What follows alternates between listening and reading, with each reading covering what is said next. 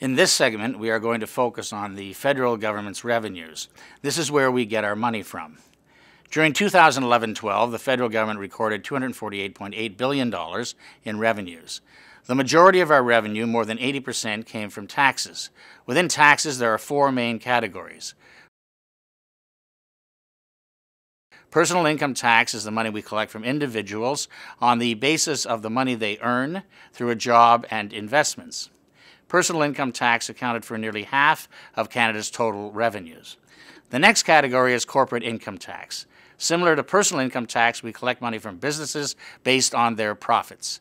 Corporate tax accounted for 13% of our total revenues. The goods and service tax, or the GST, is applied to most purchases you make on clothes, video games, and so on. 12% of our government revenue came from the GST. Some provinces or territories levy their own sales tax as well, or have joined the Harmonized Sales Tax, or HST.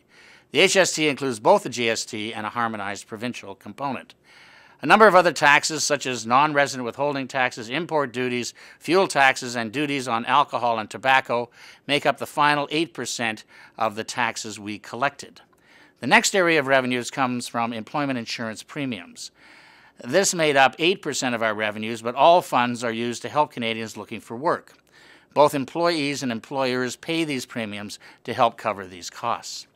The final area of revenue comes from the earnings from Crown corporations, investment income, and the sale of goods and services. These accounted for 11% of our revenues. Crown corporations are businesses established by the federal government that generate revenue from the sale of goods and services to individuals and businesses outside of government.